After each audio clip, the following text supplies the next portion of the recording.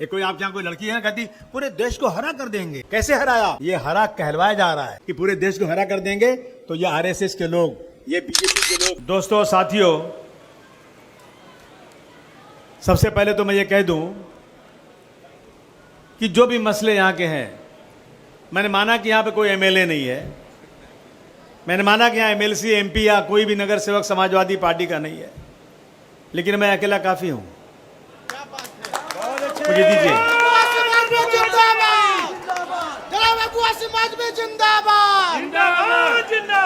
यहाँ के जितने मसले हैं आप दीजिए। 10 तारीख तक असेंबली चलेगी।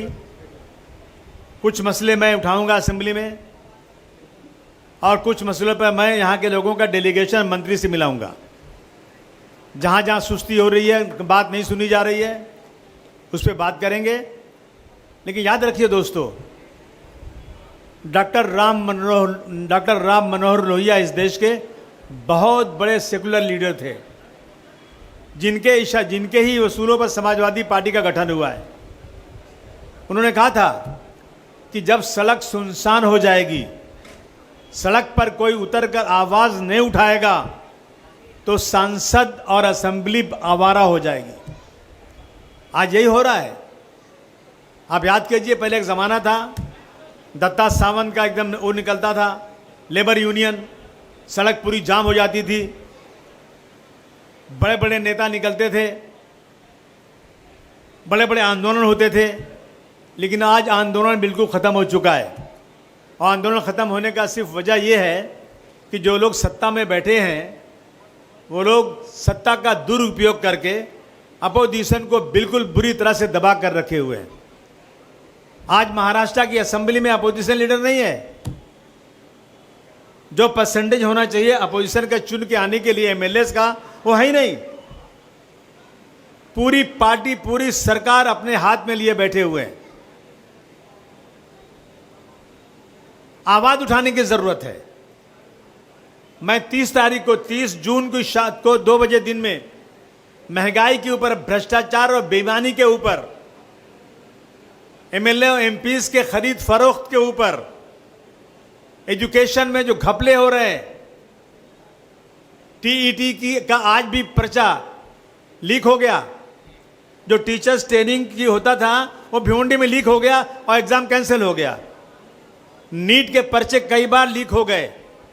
इन सब के खिलाफ समाजवादी पार्टी का एक बहुत बड़ा मोर्चा निकल रहा है 30 तारीख को आज़ाद मैदान में। मैं गुजारिश करूंगा शब्बीर भाई से कि आपके नेतृत्व में यहाँ के लोगों को ट्रेन में बिठाओ झंडा लेकर के, और नारा लगाते हुए वीटी पे आओ। हम लोग इंशाल्लाह चक्का जाम करेंगे और सरकार के सामने अपनी डिमांड को पूरी ताकत के साथ रखेंगे। और जब तक आंदोलन नहीं होगा, जब तक आपकी ताकत नहीं दिखाई जाएगी, आपको कोई पूछने वाला नहीं होगा दोस्तों इस सर में। दोस्तों, मैं आपको कहूं कि आज हालात इतने बुरे हैं कि मुसलमान जिसने इस मुल्क के लिए इतनी बड़ी कुर्बानी दिया, मैं पूछता हूं उलमाओं से कि आप लोगों ने, आपके बिरादरी ने, उलमाए कराम ने आज़ादी की लड़ाई में इतनी बड़ी लड़ाई लड़ी कि इनको दिल्ली से अमृतसर तक सड़क के दोनों किनारे पर जितने दरख्त थे, अंग्रेज़ों की मुखालफत करने के जुर्म में इनको शहीद करके उनकी लाशों को टांग दिया गया, लेकिन उफ नहीं किया उलमाए कराम ने। उसी मुल्क में आज मुसलमानों को गद्दार कहा जा रहा है। और वो लोग जो अंग्रेज़ों के तलवे चाट रहे थे उस वक्त, अंग्रेज़ों से हर महीने की तनख्वाह लेकर के गांधी जी के आंदोलन को मटिया मेल कर रहे थे, वो आज सत्ता में बैठ करके गद्दारों को वफादार कहा जा रहा है और वफादारों को गद्दार कहा जा रहा है। आपको गुस्सा आता है कि नहीं आता है? आप सोचते नहीं कि क्या हो रहा है?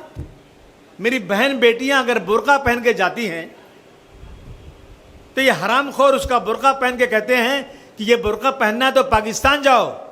आपको गुस्सा आता है कि नहीं आता है?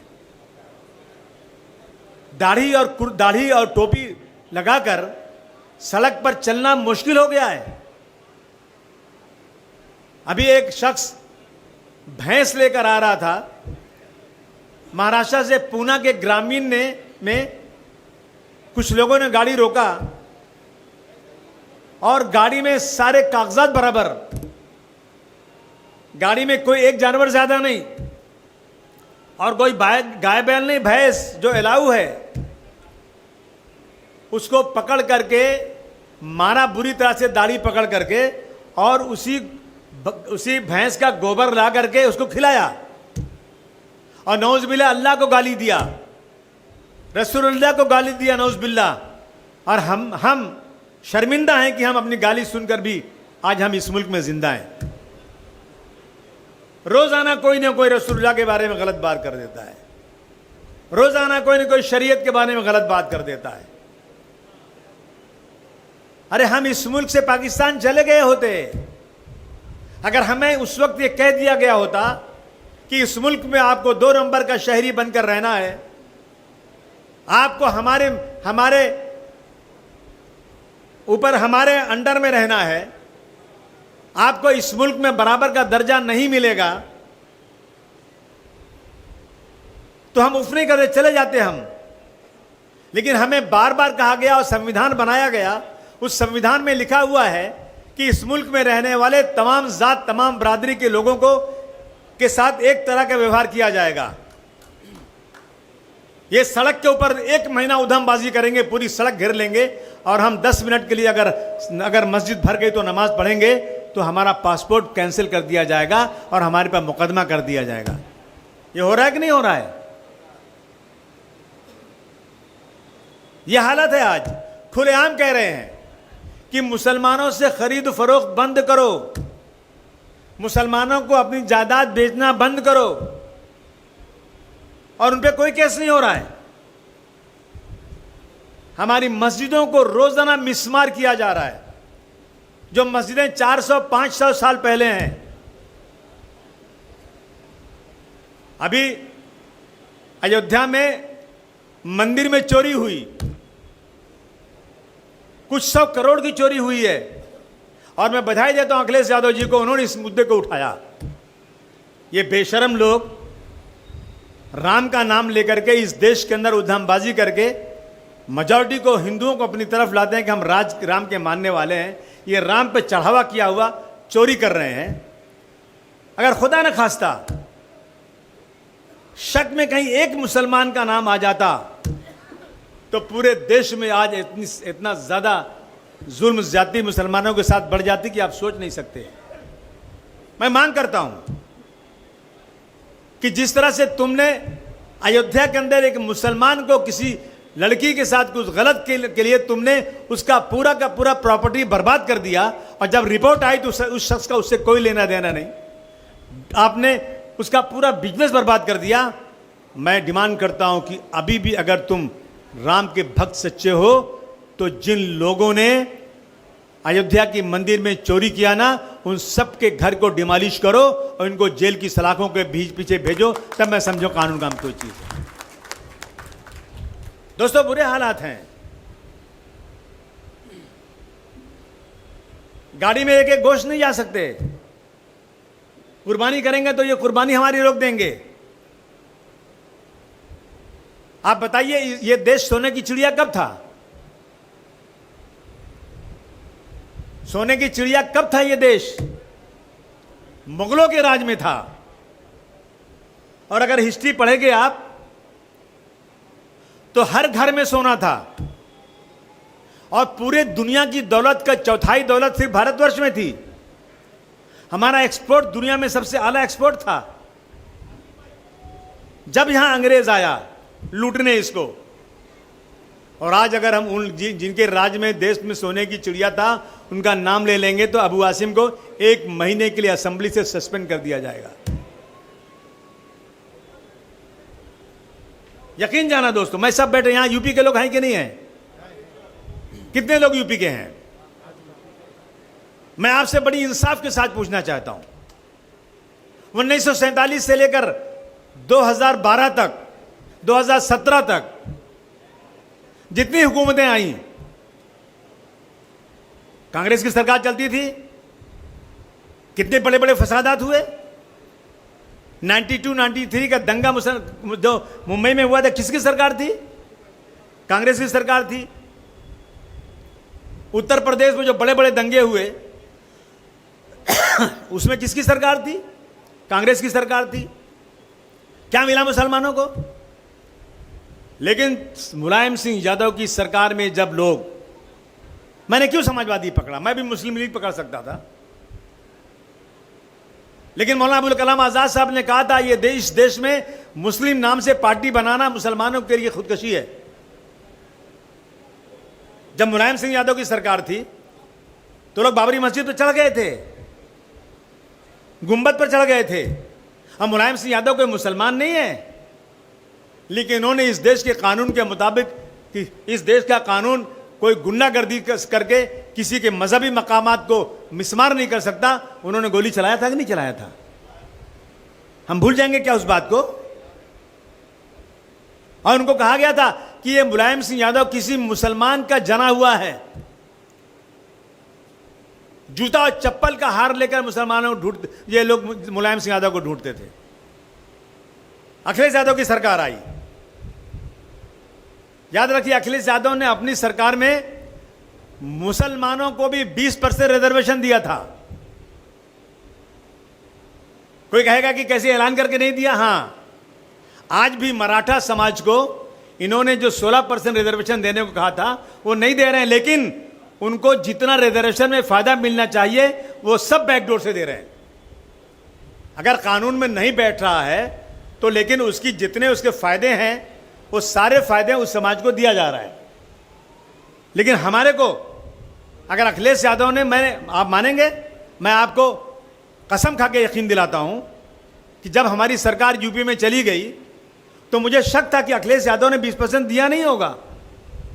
मेरे गांव का एक लड़का टिफलुर रहमान है, मेरा भतीजा है और सर राजनीति में थोड़ा सरगर्म रहता है। मैंने कहा टिफलू एक आरटीआई डाल दो और दिखाओ, बताओ मुझे कि ये 20% रिजर्वेशन जो अखिलेश जी ने कहा है वो दिया गया कि नहीं दिया गया। जब उसका जवाब आया ना तो उन्होंने कहा बिल्कुल, हर जगह पर अगर 100 नल बटा है, गांव में लगा है, तो 20 नल मुसलमानों को भी दिया गया। अगर 100 कंप्यूटर बचा है तो 20 कंप्यूटर मुसलमानों को भी दिया गया। अगर 100 की नौकरी हुई है तो 20 की नौकरी मुसलमानों को भी दी गई। तो हम कैसे भूल सकते हैं? फसाद हुआ था यूपी में, मुजफ्फरनगर में बहुत बड़ा फसाद हुआ था। हमारी डिमांड होती है हमेशा कि एसपी को, कलेक्टर को सस्पेंड करो, ट्रांसफर करो, और जिन्होंने फसाद किया उनको जेल भेजो, और जिनका जो शहीद हुए उनको मुआवजा दो। 1947 से आज तक अगर कोई मेरा दुश्मन भी यहां बैठा हो, समाजवादी पार्टी को जो कोसने वाला भी बैठा हो, मुझे बता दो कि आज तक कौन सी पार्टी ने शहीद हुए मुसलमानों को 15 लाख रुपया दिया हो। अखिलेश यादव, देखो फसाद तो हुआ, नसीब में हमारे फसाद है, लेकिन 24 घंटे में अगर फसाद नहीं रोका जाता तो समझना कि वहां की पुलिस नाकारा है और सरकार बेईमान है। अखिलेश यादव ने वहां के तमाम लोगों को जेल भेजा, सस्पेंड किया, एमएलए एमपी को सस्पेंड किया, और जब सरकार आई इनकी योगी जी की ना, तो जितने लोगों के मुकदमे थे ना, इन्होंने सारे मुकदमे वापस ले लिए। उसी दिन ये कानून बन गया। सुप्रीम कोर्ट ने कहा कि किसी एमएलए एमपी को कोई केस होगा ना, अब कोई सरकार उसको वापस नहीं ले सकती, उसको पूरा का पूरा केस जो है, केस उस पर चलाया जाएगा और केस चला कर फैसला किया जाएगा। हम लोगों भी केस है, हमारी सरकार भी रहे तो भी अब केस वापस नहीं होगा, ये सुप्रीम कोर्ट ने फैसला लिया। और उन्होंने, योगी ने सारे मुकदमे लोगों को वापस ले लिए। यही नहीं, मुजफ्फरनगर में जब हमारे दुश्मन कहते हैं ना कि फसाद हुआ, फसाद के बाद जितने घर जलाए गए थे, उस घर को बनाने की, छोटे छोटे गांव में घर बनाने की वैल्यू 4 लाख रुपए थी। समाजवादी की सरकार ने 1800 करोड़ दे करके उन सबके घरों को दोबारा बनाया। आज तक हिंदुस्तान की तारीख में 1800 करोड़ रुपया फसाद में कभी किसी को मदद के लिए नहीं दिया गया। मैं आपको इसलिए याद दिलाना चाहता हूं, इसलिए आपसे बातें कर रहा हूं। कभी इलेक्शन आ रहा है, बहुत लोग तैयार हो गए वोट बांटने के लिए, और क्या कह रहे हैं, अब की बार हम जाएंगे उत्तर प्रदेश की विधानसभा में नारे तकबीर अल्लाह अकबर का नारा लगाएंगे, नौजवान लगे ताली बजा रहे हैं। होने दो ना, कोई फर्क नहीं पड़ता। पुलिस वाले अपने दोस्त नहीं है क्या? चले थे ना? नहीं, मैं समझा दूं जरा सा ना। हाँ, क्या कह रहा था मैं क्या बोल रहा था यार? समाजवादी ने 1800 करोड़ हाँ, दिया, समाजवादी ने। समझा आपने? ये हालत देश में आज है। कुछ लोग आकर के गलत फहमी पैदा करके वहां पर जो है ना बीजेपी को मजबूत कर, एक मौलाना कह रहे हैं कि अखिलेश यादव पहले ऐलान कर दे कि ये मुसलमान को बनाएंगे सीएम तो हम उनको सपोर्ट करेंगे, क्योंकि समाजवादी पर मुसलमानों का बहुत बड़ा एहसान है। अगर कोई राजनीति समझता होगा तो अगर एक लफ्ज भी कोई बोल दे समाजवादी पार्टी के अखिलेश जी कि मैं अब की बार मुसलमान को एमएलए बनाऊंगा, अखिलेश जी की पार्टी जीरो हो जाएगी, यूपी में जीरो। समझ लीजिए, एक स्ट्रेटजी समझिए, ये जानबूझकर कहा जा रहा है। एक कोई आपके यहाँ कोई लड़की है ना, कहती पूरे देश को हरा कर देंगे। कैसे हराया? ये हरा कहलवाया जा रहा है कि पूरे देश को हरा कर देंगे। तो ये आरएसएस के लोग, ये बीजेपी के लोग एक एक घरों में जाकर कहते हैं कि देखो भाई, अगर तुमने थोड़ी सुस्ती किया, थोड़ा सा लापरवाही किया और इलेक्शन में वोट नहीं दिया, तुमने अलग अलग किसी को वोट दे दिया, तो ये देश जो है ना इस्लामिक मुल्क बन जाएगा, पूरा देश हरा हो जाएगा। इतना बोलना काफ़ी है। मैं असेंबली में बैठता हूँ, बीजेपी के लोग मेरे साथ बैठते हैं, वो कहते हैं कि एक भी सीट मुस्लिम पार्टी चुन कर ना आए, एक भी सीट ना चुन के चलेगा हमको, लेकिन हमारे दिए हुए भाषण को कर देते हैं ना, वो भाषण को लेकर हमारे वर्कर एक एक गांव में, एक एक घर में जाते हैं और अपने हिंदू भाइयों को होशियार कर देते हैं कि देख लो, इसका भाषण तुमने सुना ना, अगर तुम थोड़ी भी सुस्ती तुमने किया तो याद रखना ये देश मुसलमानों के हाथ में चला जाएगा, कोई जाने वाला नहीं है। और जरा हिसाब कर लो आप, पूरा मुसलमान इस मुल्क का, जितनी मुसलमानों की आबादी है पूरी की पूरी एक साथ खड़ी हो जाए,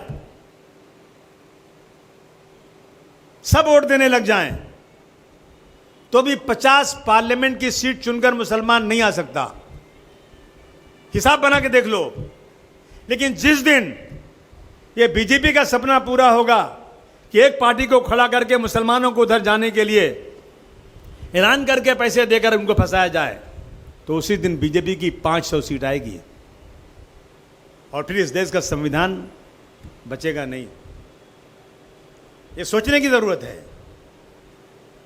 हमें किसी के फंसाने में, किसी के भाषण पे आया अगर हम ना, तो याद रखिए आने वाला दिन बहुत खराब है यार। तो अल्लाह मालिक है, जो होगा देख लेंगे। लेकिन मौलाना अली मियां नदवी साहब ने खुलकर कहा था, लिखा था उन्होंने,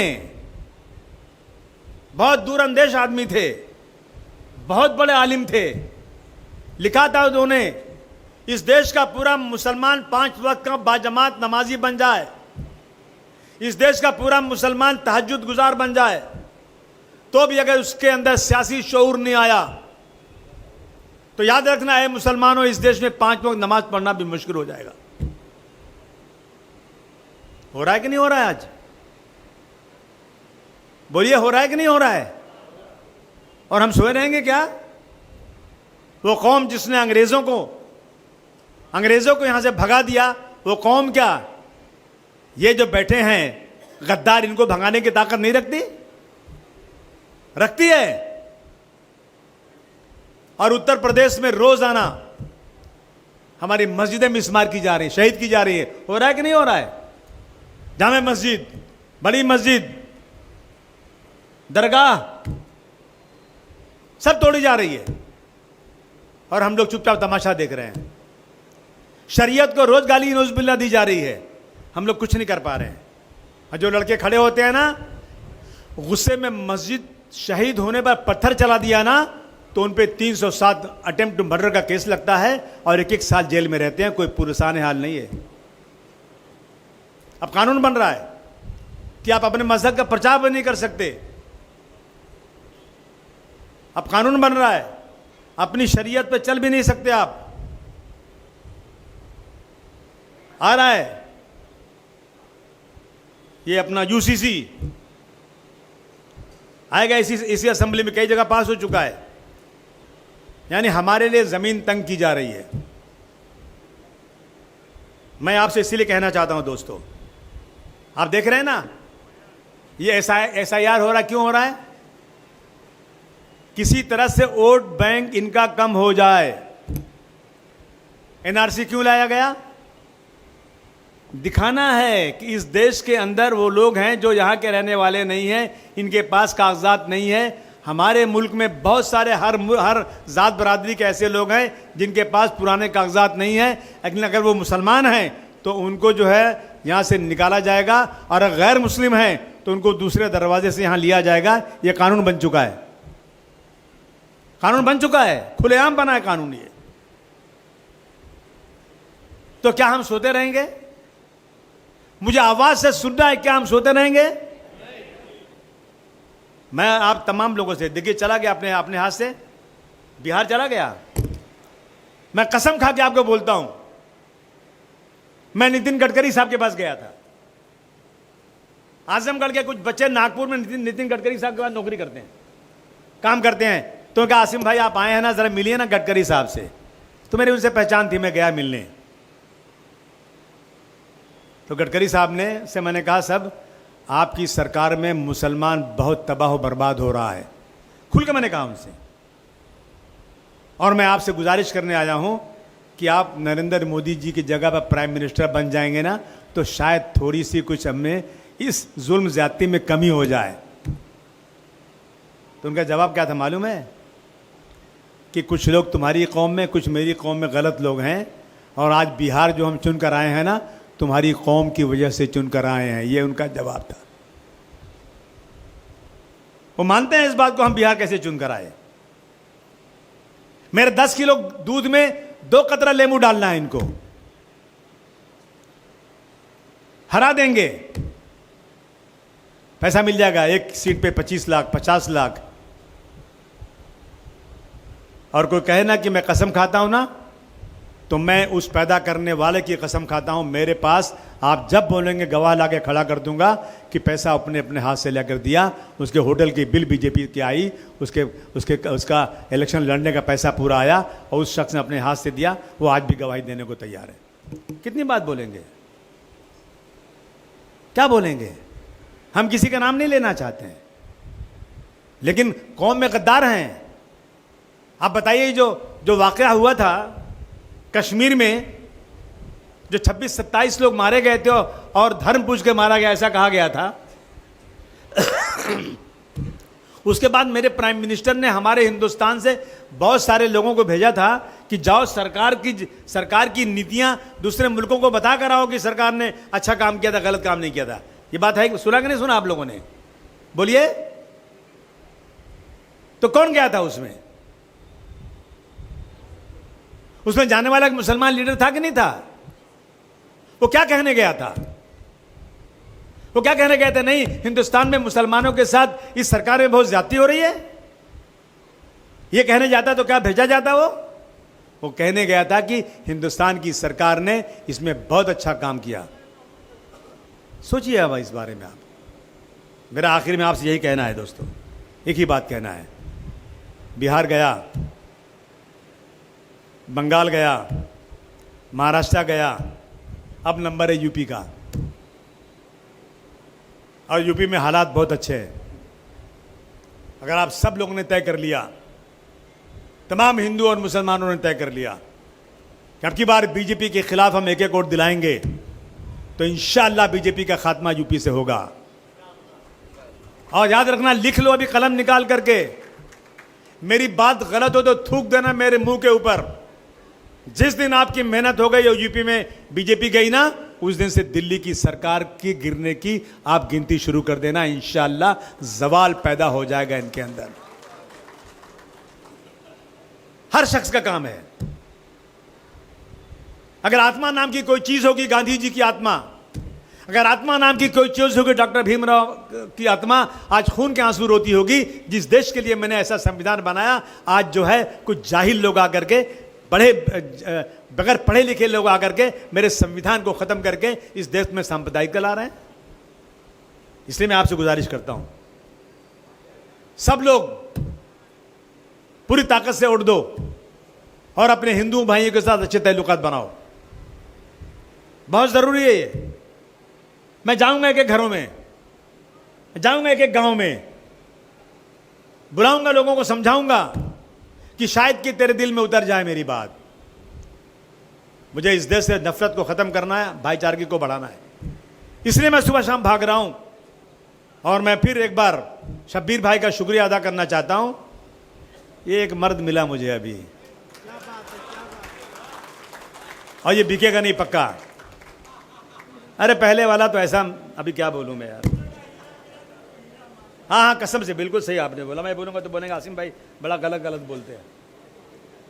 अच्छे लोग मिले हैं। देखिए, अल्लाह ताला ने हुक्म दिया है ना, हुकूकुल्लाह हुकूकुल इबाद, बराबर है।